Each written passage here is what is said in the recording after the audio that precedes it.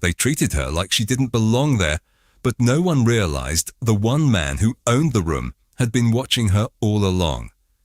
Naomi Carter moved quietly across the polished marble floor, her rubber-soled shoes barely making a sound against the vast expanse of the Castellano estate, a place so large it felt less like a home and more like a museum where only the wealthy were allowed to breathe freely. She had been working there for 6 months, long enough to memorize every hallway, every chandelier, every silent rule that governed the invisible people like her, yet not long enough for anyone to remember her name, because in this house names were reserved for those who mattered, and Naomi had learned early that she did not qualify. "Hey, Maid." One of the guests snapped without even looking at her, fingers tapping impatiently against a crystal glass, and Naomi adjusted her grip on the silver tray, nodding softly as if the word didn't land like a weight on her chest. Because that was how survival worked here. You nodded, you obeyed, you disappeared. Across the room. Laughter spilled from a group gathered near the grand staircase, the kind of effortless, careless laughter that came from people who had never been ignored in their lives, and Naomi moved toward them, offering drinks with a steady hand, even as conversations flowed right through her, over her, as if she were part of the furniture. No one said thank you. No one asked her anything. No one met her eyes. And when one woman reached for a glass without acknowledging her presence, Naomi felt that familiar tightening in her chest, the quiet reminder that in this house, she was not a person, she was a function.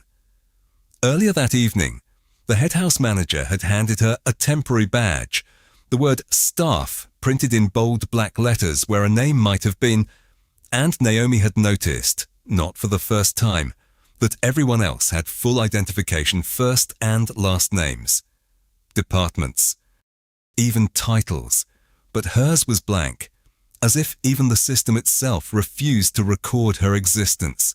She had wanted to ask about it, just once.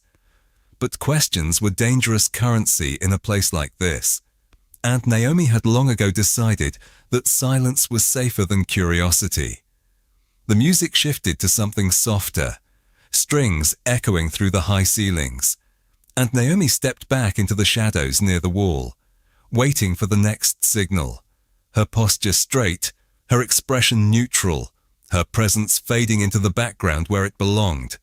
And for a moment, she allowed herself to observe the room the way no one ever observed her.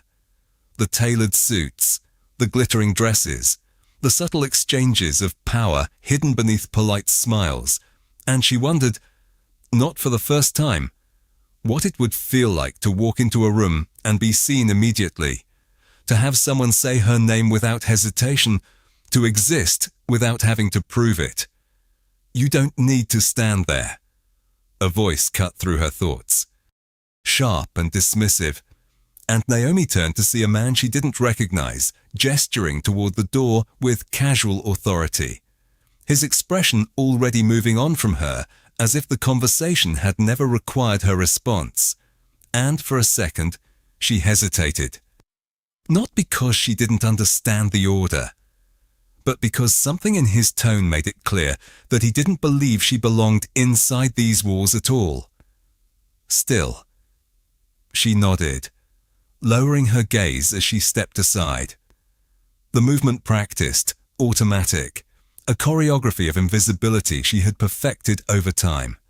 And as she walked past the towering columns toward the edge of the room, she caught her reflection briefly in the glass-dark skin against a stark black uniform, hair pulled back neatly, eyes steady despite everything, and she wondered if this was all anyone else saw, a silhouette without a story. Conversations continued behind her, uninterrupted, unbothered, and Naomi reached the doorway, pausing just long enough to adjust the tray in her hands, her fingers tightening slightly around the edge as she took a quiet breath, steadying herself before stepping fully out of sight. Because that was the expectation, to vanish when dismissed, to leave no trace, to become nothing more than a passing movement in someone else's memory. and yet somewhere deep in the house. Beyond the walls she was never meant to cross. A door remained slightly open, and inside, resting on a desk carved from dark wood, a file lay untouched, its cover marked with a name written clearly, unmistakably, as if someone, somewhere, had never forgotten it. Naomi Carter. Naomi stepped into the service corridor where the sound of laughter dulled into a distant murmur, replaced by the soft hum of refrigeration units and the faint clatter of dishes being stacked somewhere far behind the swinging doors. And for a moment she stood still, letting the quiet settle around her like a familiar coat, because this was the only place in the entire estate where she could exist without being measured or dismissed or silently erased by the eyes of others. And even here, the air carried the same unspoken rule that had followed her since her first day. Do your job, do not speak unless spoken to, and never assume you belong. She placed the tray down carefully on a stainless steel counter, aligning the glasses with precise attention as if order itself could restore a sense of control, her fingers moving automatically, practiced, steady, even as her thoughts drifted back to the room she had just left, replaying the moment that man had gestured her away without hesitation, as though her presence had been a mistake that needed correcting. And she wondered, not for the first time, how many times she had been removed from spaces like that without even realizing it.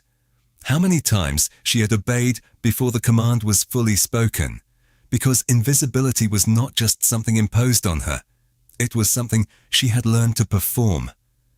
You are late. The head house manager's voice cut through the corridor, crisp and controlled, and Naomi turned immediately, straightening her posture as Sophia approached, her heels clicking sharply against the tile, her expression unreadable but her expectations unmistakable. The East Wing needs to be cleared before the next service. Sophia continued, not looking directly at Naomi, but speaking in that efficient tone reserved for staff who were expected to understand without question. And Naomi nodded once, her voice quiet but clear, as she replied, "Yes, ma'am." The words leaving her lips with the same careful neutrality she used for everything else. Because tone mattered here. Tone could determine whether a simple response was received as compliance or attitude.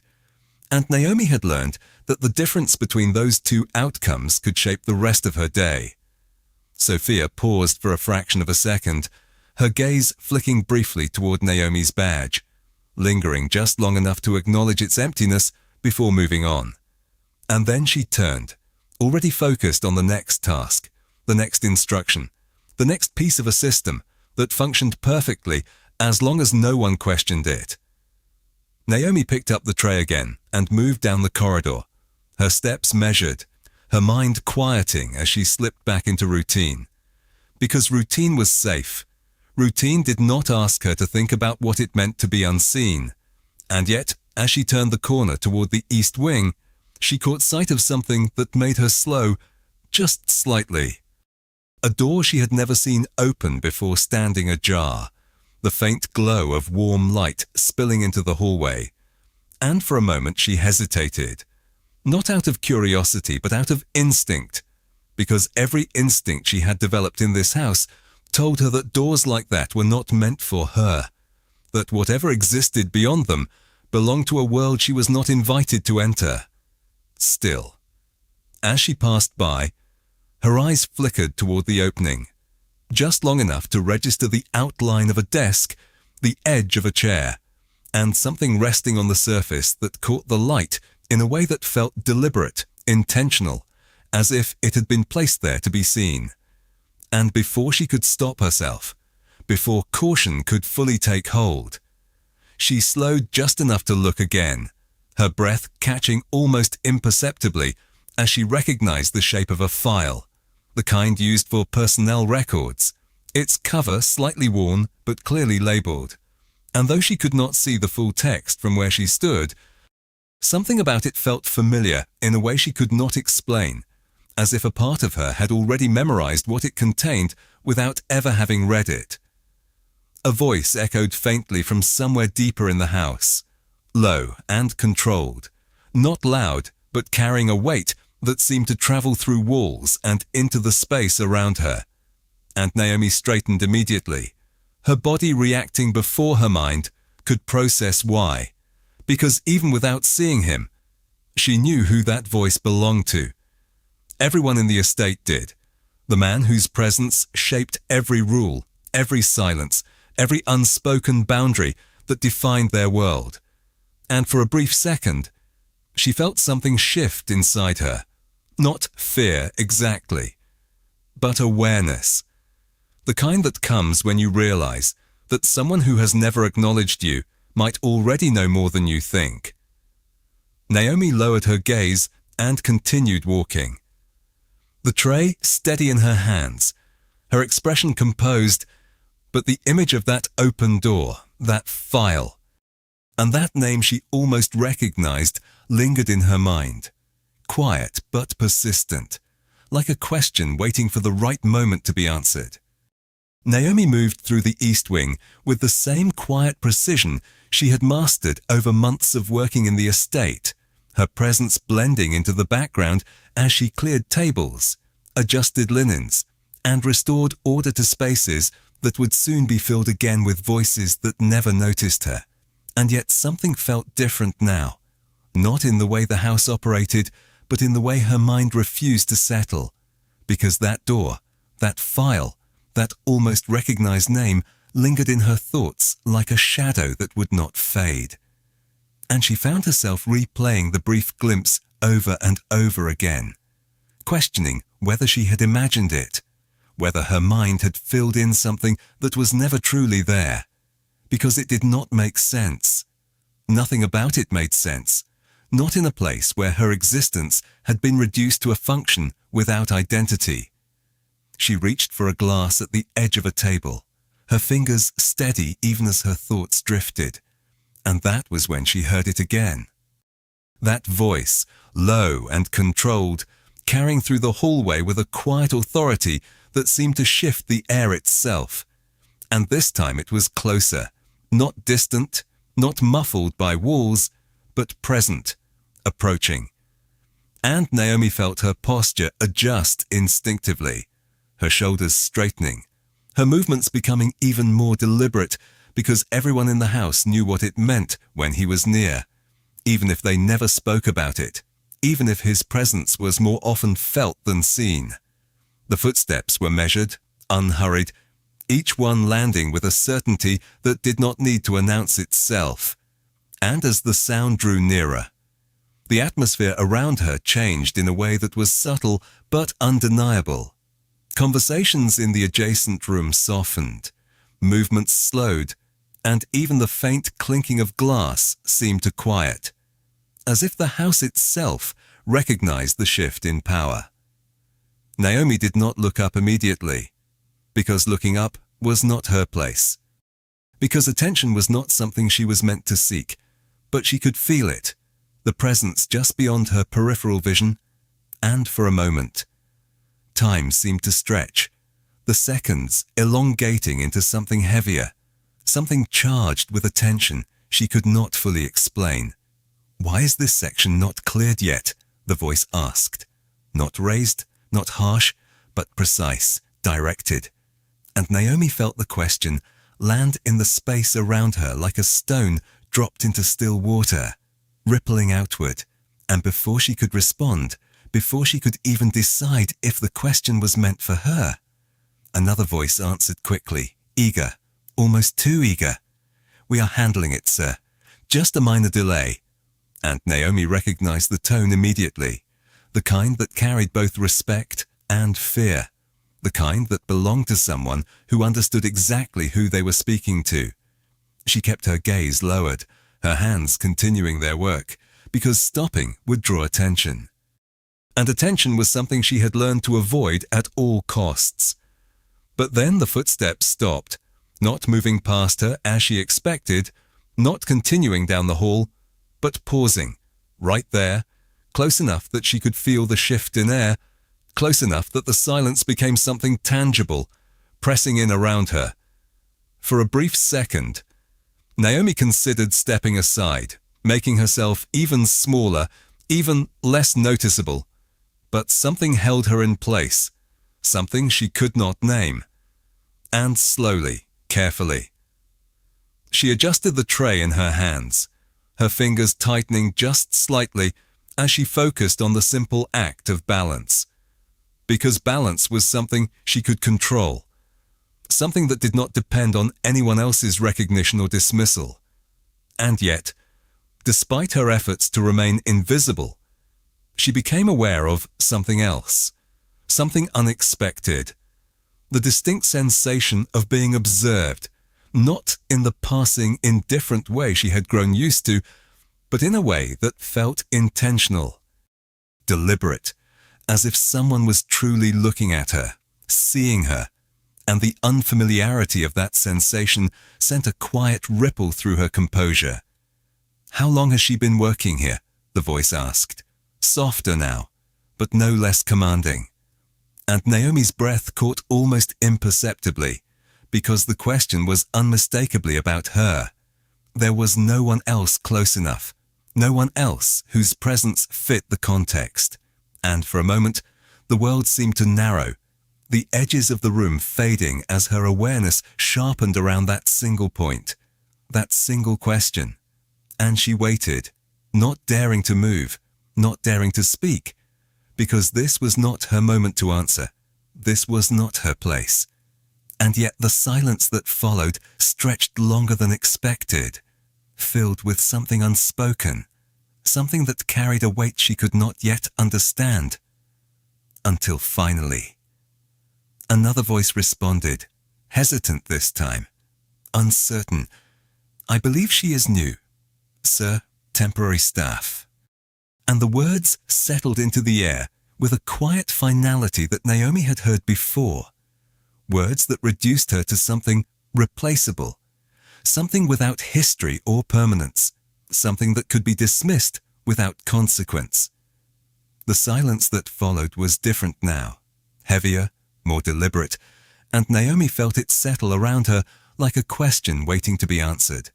And though she did not look up, though she kept her gaze fixed on the tray in her hands, she sensed it, the shift, the subtle change in the space between them, as if something unseen had just moved into place, aligning in a way that would soon make everything different, even if she could not yet see how, even if she did not yet understand why.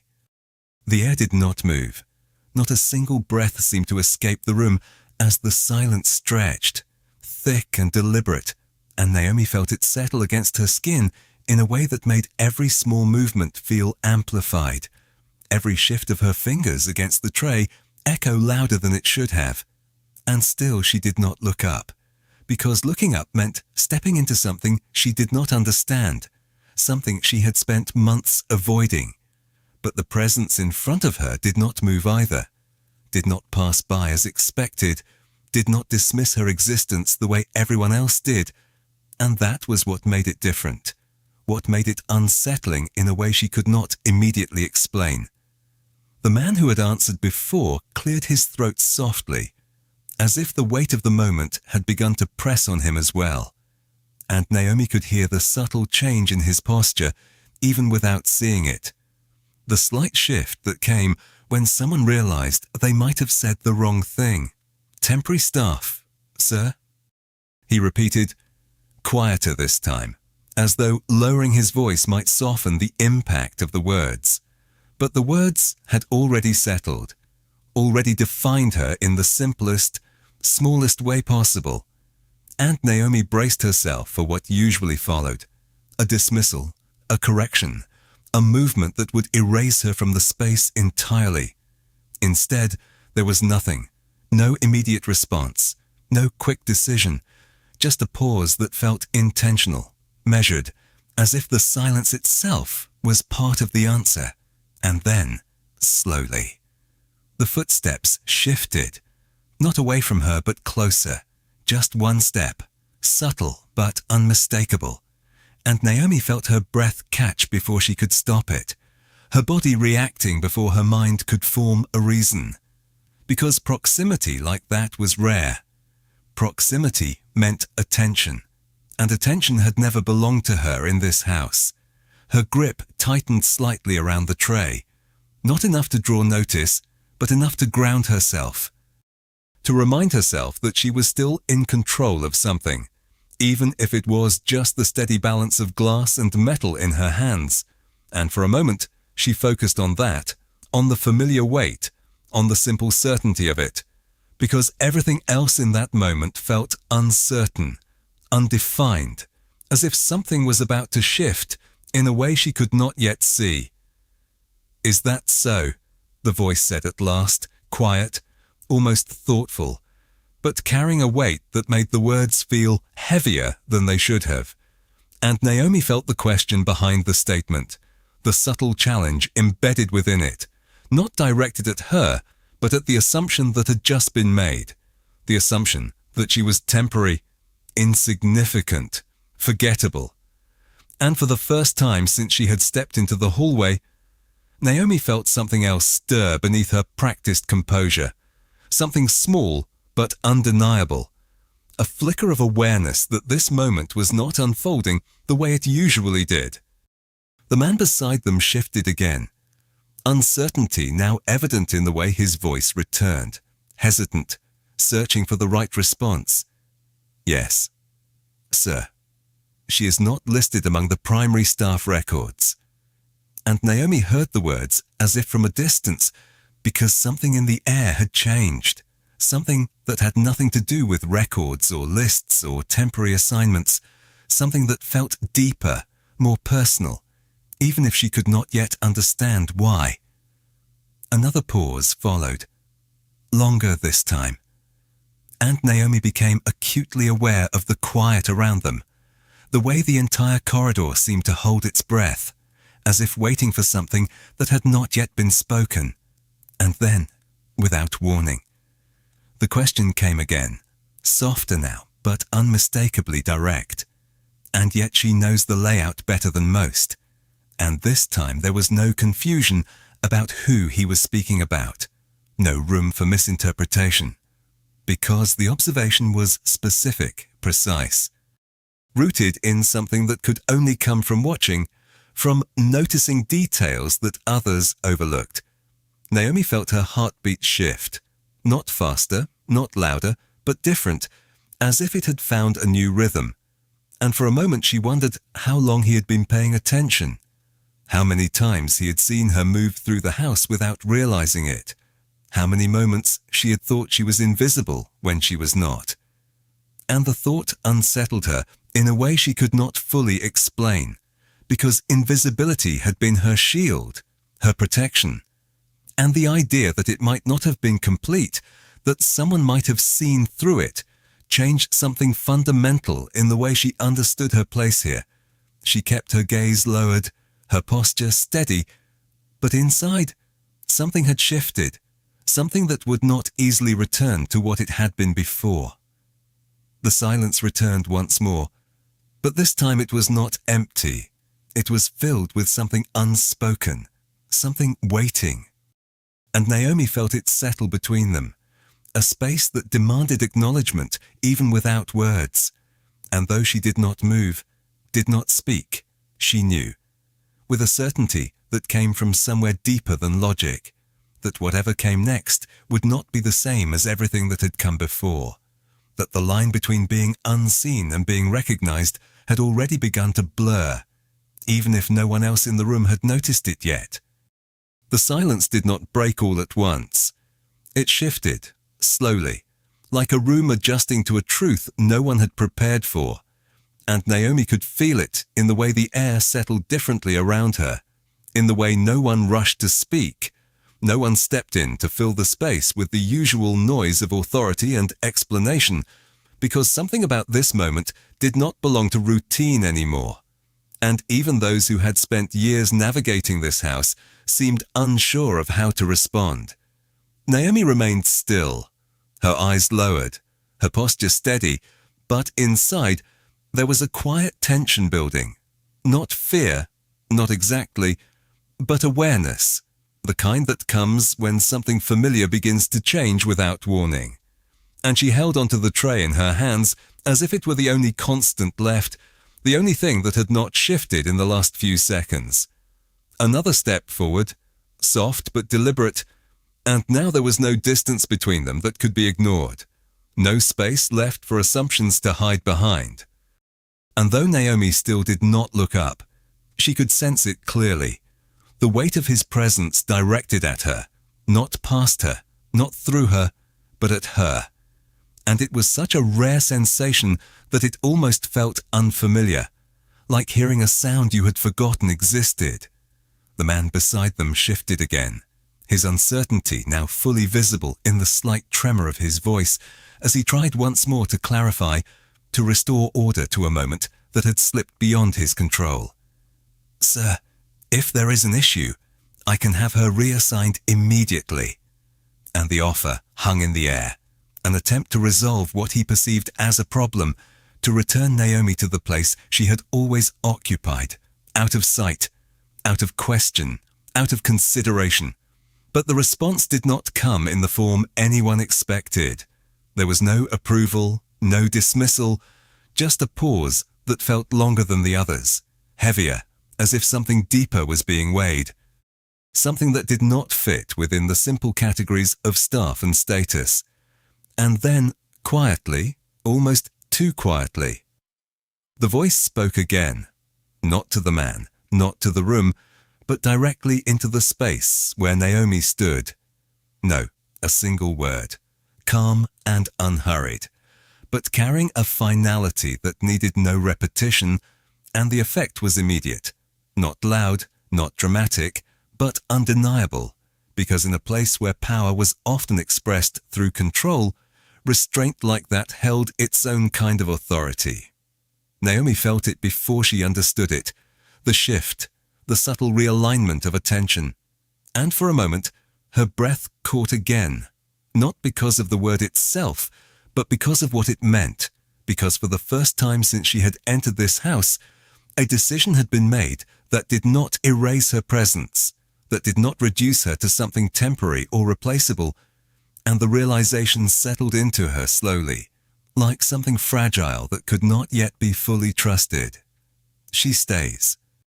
The voice continued, just as calm, just as precise, and the simplicity of the statement carried more weight than any command Naomi had heard before, because it did not explain, it did not justify, it did not need to. It simply existed. And in doing so, it redefined the moment entirely. Around them, the silence deepened, not empty but full, charged with the quiet understanding that something had just shifted in a way that could not be undone.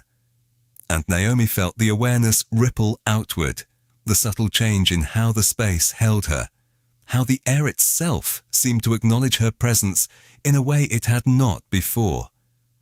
For a brief second, she considered looking up, meeting the source of the voice that had just altered the course of her evening with nothing more than a few words. But habit held her in place, the instinct to remain unseen still stronger than the pull of curiosity. And yet, even without lifting her gaze, she knew, with a certainty that settled deep within her, that he was still there, still watching, not in the distant, indifferent way of the others, but in a way that felt intentional, measured, as if this moment mattered more than it appeared on the surface. The man who had spoken earlier did not respond immediately, his silence now mirroring the weight of the command he had just received. And when he finally did speak, his voice had changed, the confidence replaced by something quieter, more careful. "Yes, sir." And Naomi heard it, not just as compliance, but as acknowledgment of a shift that had not been explained, but was now understood. The corridor remained still for another moment, the kind of stillness that lingers after something important has been said.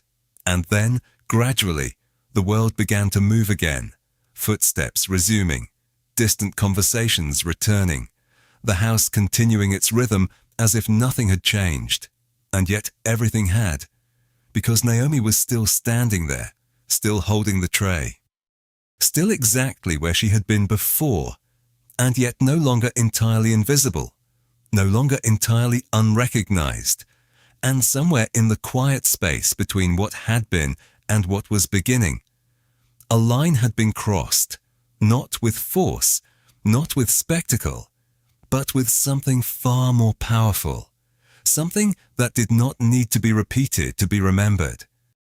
The moment did not end when the words were spoken. It lingered, stretching beyond the silence that followed, settling into the walls, into the floor beneath Naomi's feet, into the quiet awareness of everyone who had witnessed it. And as the footsteps finally moved away, measured and unhurried, Naomi felt the absence of that presence almost as strongly as she had felt it before, as if something had been removed from the air that could not easily be replaced. And yet the echo of those words remained, steady and undeniable. She stood there for a second longer than necessary, her fingers still wrapped around the tray, her posture unchanged. But inside, something had shifted in a way she could not ignore, because nothing about what had just happened fit the pattern she had learned to rely on.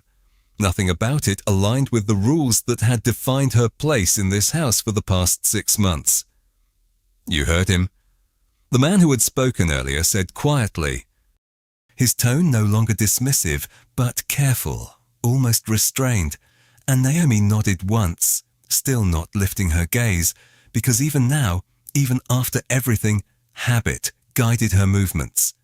But she could feel it, the difference, subtle but present, in the way his voice addressed her, in the absence of that edge that had reduced her to a role rather than a person. She turned slightly, preparing to continue her work, because work was what she understood. Work was where she could exist without question. And yet as she moved, she became aware of something else, something that had not been there before. The way the space around her seemed to hold her differently, not with attention exactly, but with acknowledgment, as if the invisible line that had separated her from everything else had begun to fade. She walked back toward the main hall, her steps steady, her expression composed, but her mind remained unsettled, not with confusion, but with a quiet, persistent question that would not leave her. Why? Why had he noticed? Why had he spoken? Why had he chosen to say anything at all when silence would have been easier? When silence would have maintained the order everyone else understood?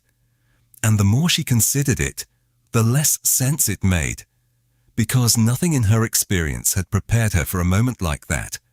Nothing had suggested that she would ever be anything more than a passing presence in a place like this.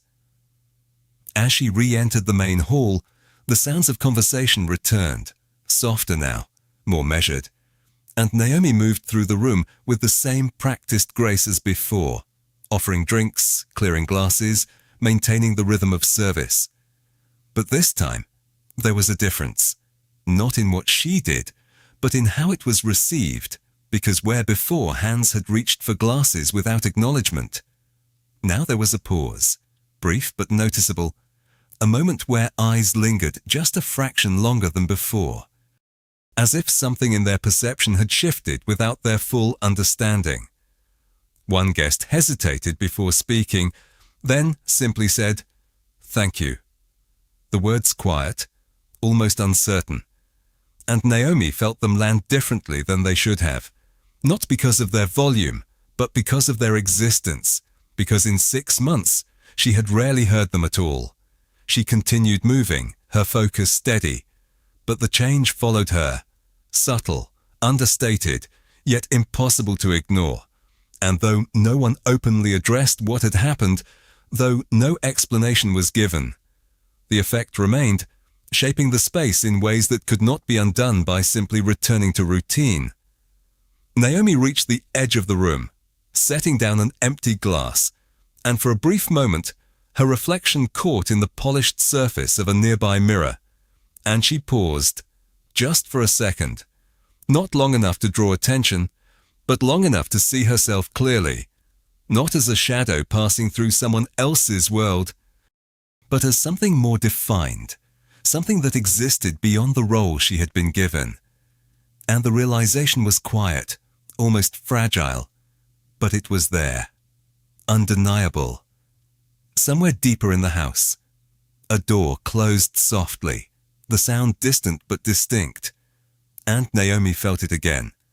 That awareness, that sense that something beyond her understanding had already been set into motion, something that would not simply fade with time, and though she could not yet see where it would lead, though she could not yet name what had changed, she knew, with a certainty that settled into her bones, that the moment in the corridor had not been small, had not been insignificant, even if it had seemed that way on the surface. Because sometimes it was not the loudest actions that carried the greatest weight, but the quiet ones, the ones that did not demand attention, but changed everything anyway. And as Naomi picked up the tray once more, her movements steady, her expression calm, she stepped forward into the room again, not as someone entirely unseen, but not yet fully understood, existing in the space between what had been and what was beginning to take shape. And in that space, something new had already started to grow.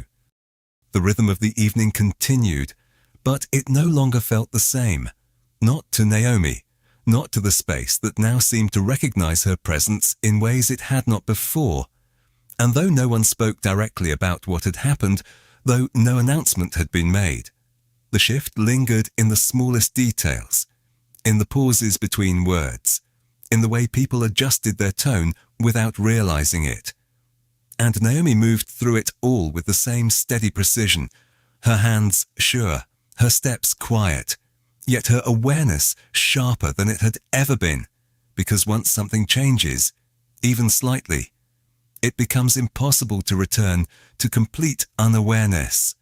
A server she had worked beside for weeks, a man who had never once addressed her directly, now stepped aside as she passed, his movement subtle but intentional, and for a brief moment their eyes met, not long, not enough to form a connection, but enough to register acknowledgment, and Naomi felt it, that fleeting recognition. Like a light flickering on in a room that had always been dark, she did not react outwardly, did not allow the moment to alter her expression, but internally she noted it, the way one notes a detail that might matter later, something small that signals a larger shift beneath the surface. "Careful with that," another voice said, as she reached for a tray near the service station. And Naomi turned slightly, surprised by the tone more than the words, because it was not sharp, not dismissive, but measured, almost considerate. And she nodded once, adjusting her grip, her movements fluid and controlled, but her mind registering the difference. The way even simple interactions had begun to change shape around her, as if the space itself was recalibrating to a new understanding. Across the room, a cluster of guests lowered their voices as she approached, their conversations softening not out of secrecy, but out of something else, something less defined. And Naomi could not help but notice the way their eyes flickered toward her, not dismissively, not dismissing her as part of the background, but with a brief, searching curiosity, as if they were trying to reconcile what they had seen earlier with what they had always assumed. And she moved past them without pause, maintaining her rhythm, because stopping would draw attention. And attention, even now, felt like something she was still learning how to carry. The house manager, Sophia, appeared again near the entrance, her posture as composed as ever, her expression controlled. But there was a subtle difference in the way she observed the room, a slight narrowing of her gaze as it settled on Naomi for a fraction longer than before. And though she said nothing, though she offered no direct instruction, the look itself carried a quiet acknowledgment, not approval, not yet, but awareness. And Naomi understood that awareness in a way that did not need to be explained. Because in a place like this, being seen by someone like Sophia was not insignificant. It was a signal, a shift in how one was categorized within the invisible hierarchy that governed everything. Naomi continued her work, moving between tables, clearing, serving, restoring order. But the question that had formed earlier had not left her.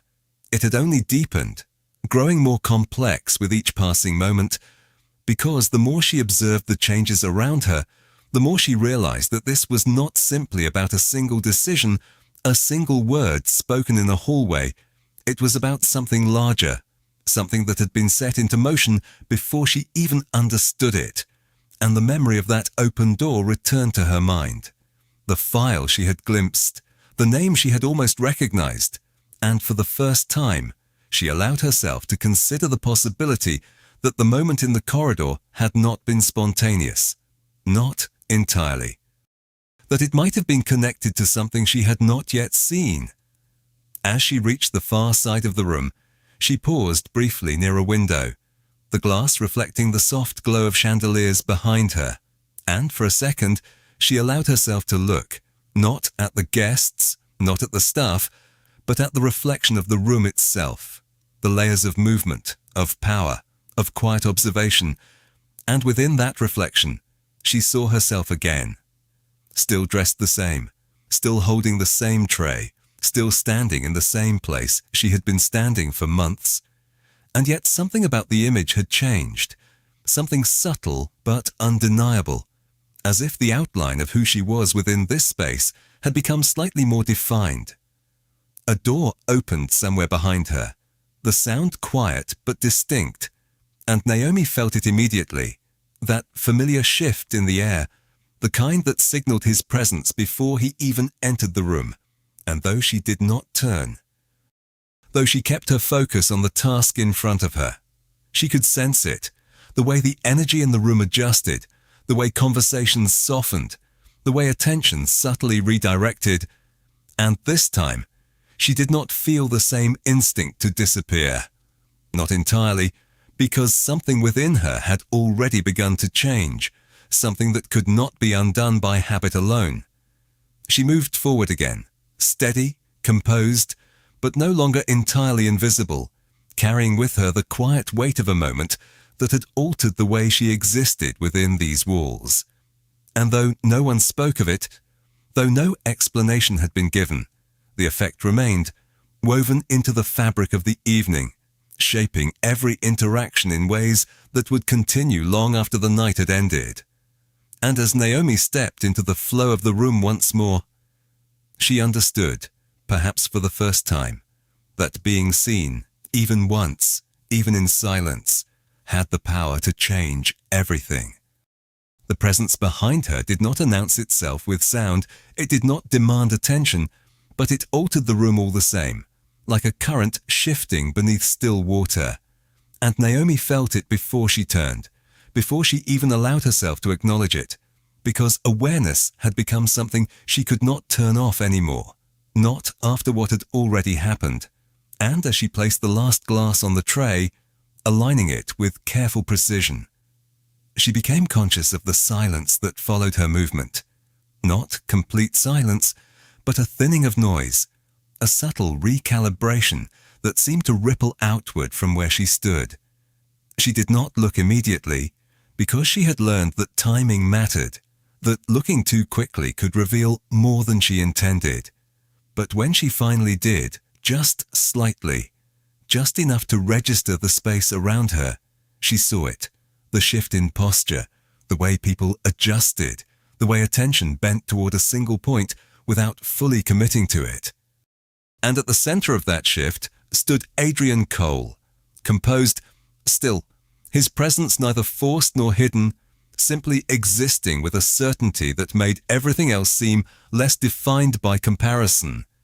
He was not looking at the room, not entirely, not scanning the guests or the staff in the way someone in his position might be expected to do. His focus was narrower, more precise. And for a brief moment, Naomi felt it again, that unfamiliar sensation of being observed with intention, not as a passing detail, not as part of the background, but as something distinct, something worth noticing. And the realization settled into her with a quiet intensity that made her grip tighten ever so slightly around the tray, grounding herself in the physical certainty of the object in her hands. A guest nearby shifted, clearing his throat softly, as if uncertain whether to speak, and another adjusted her glass, her movements suddenly more deliberate, more aware.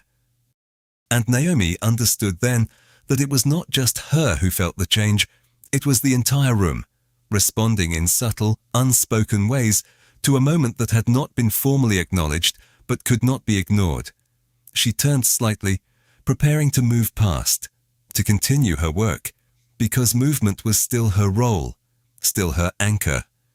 But as she stepped forward, his voice came again, not loud, not commanding in the traditional sense, but clear, unmistakable, and directed. "Wait," he said, a single word, measured.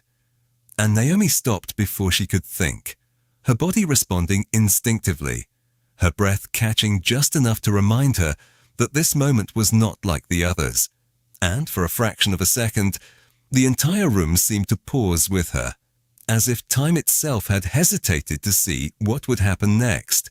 She turned fully now, not abruptly, not with surprise, but with a controlled, deliberate movement that matched the tone of the moment, and for the first time, she allowed her gaze to meet his, not for long, not with challenge, but with presence, with acknowledgment.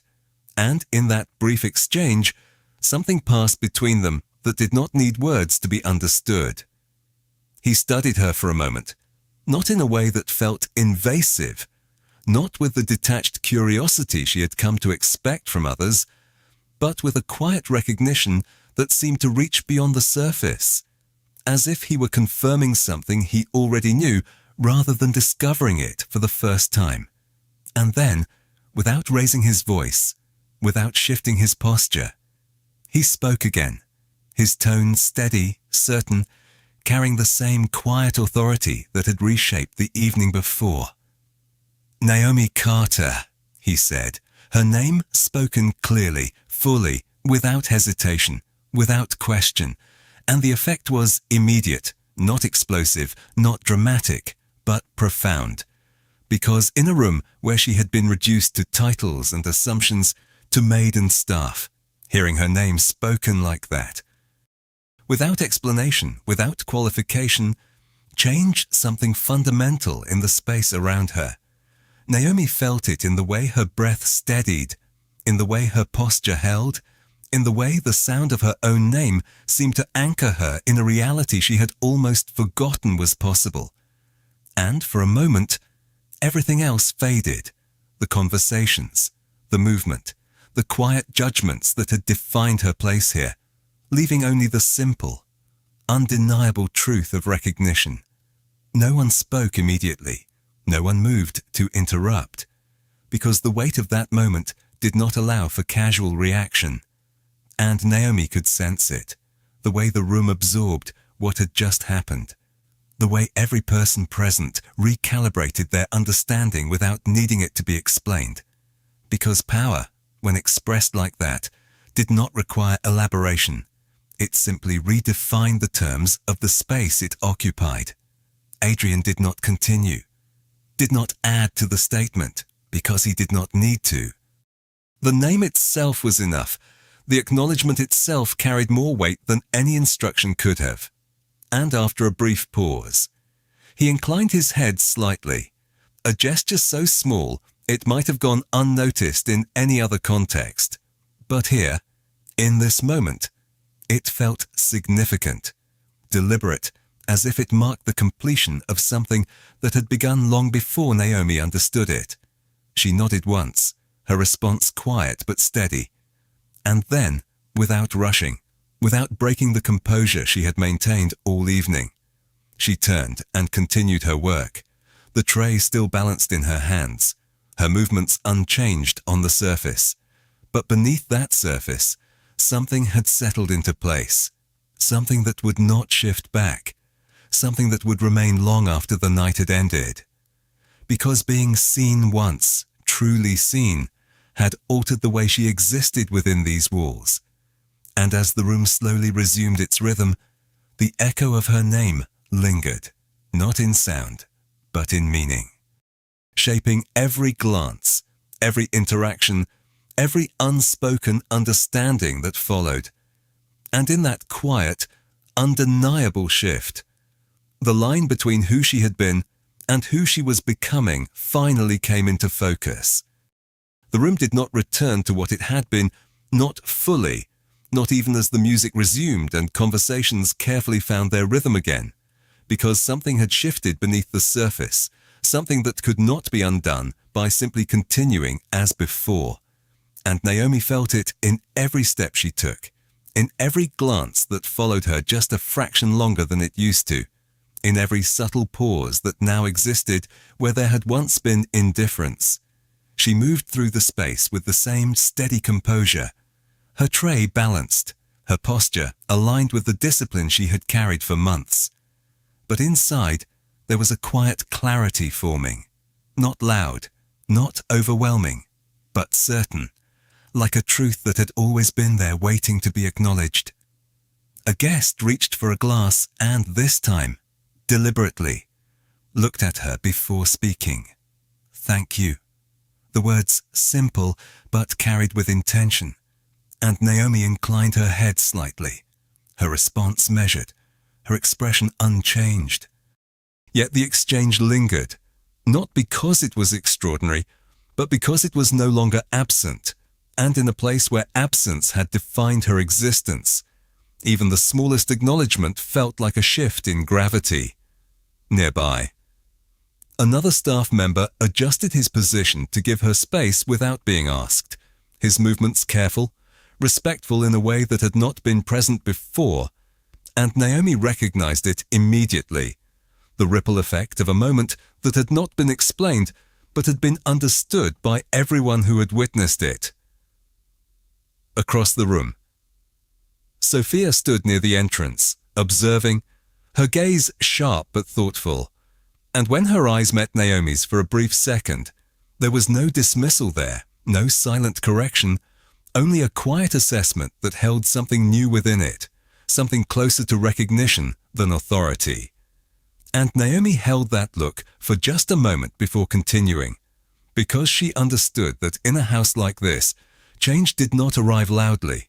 It settled in slowly, through moments that reshaped perception without announcing themselves. The evening began to wind down, the energy softening as guests prepared to leave, conversations becoming quieter, more reflective, and Naomi continued her work, clearing the remnants of a night that had altered more than anyone would openly admit, her movements as precise as ever, yet now anchored by something deeper than routine, something that did not depend on invisibility to exist.